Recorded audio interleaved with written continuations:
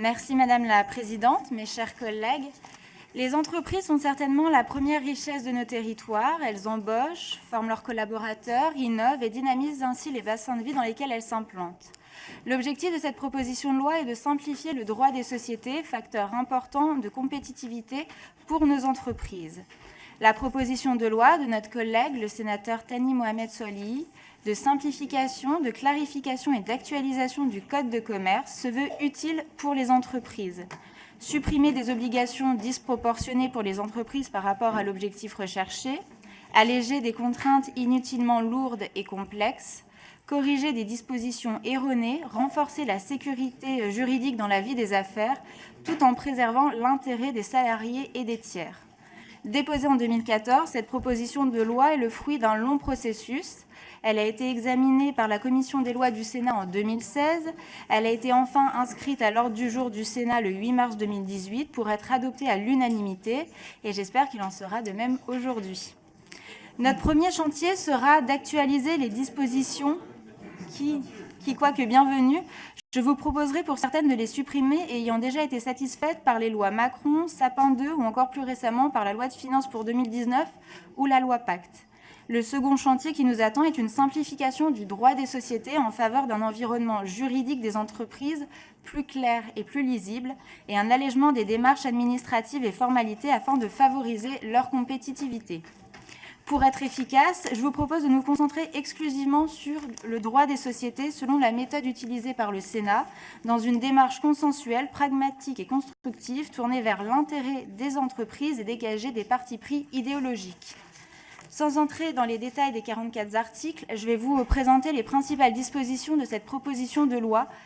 Les articles 1er et 5 visent à assouplir certaines règles relatives aux fonds de commerce en mettant fin d'une part au formalisme excessif qui pèse sur les actes de cession et en supprimant d'autre part l'obligation d'exploitation du fonds de commerce pendant 2 ans avant sa mise en location-gérance.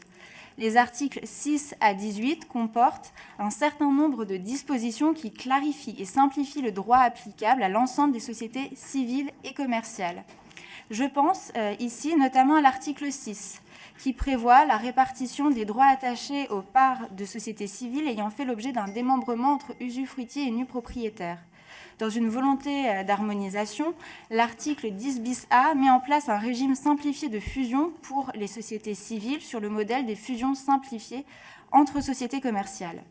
La simplification est aussi l'objectif de cet article 10 bis qui autorise le dépôt par voie électronique des formalités relatives aux cessions de parts de sociétés civiles au RCS. Enfin, les articles 10, 14 et 17 visent à moderniser les procédures permettant aux sociétés civiles ou commerciales de faire face à des difficultés majeures affectant leurs organes de direction. Les articles 18 bis à 24 proposent quant à eux une série d'adaptations des règles encadrant les délibérations des assemblées générales, notamment les conditions de leur dématérialisation, ainsi que leurs conséquences dans les statuts de la société. Dans leur continuité, les articles 25, 26 et 29 bis assouplissent les sanctions applicables à certains manquements relatifs à la tenue des assemblées. À ce titre, le gouvernement nous a indiqué que plusieurs travaux d'évaluation de ces sanctions, qui vont de la nullité obligatoire absolue à l'injonction de faire, sont en cours pour en évaluer les effets. Certaines obligations sont également allégées, notamment celles tenant à la délibération triennale sur l'augmentation de l'actionnariat salarial. L'ensemble des acteurs concernés est en effet d'accord pour constater que cette obligation n'est pas incitative, alors qu'une délibération poursuivant le même objet est déjà prévue lors de toute augmentation de capital. Des ajustements sont également prévus pour aligner le droit national sur le règlement européen de 2014 relatif aux abus de marché, notamment en ce qui concerne les cessions de titres résultant de l'attribution de stock-options ou d'actions gratuites.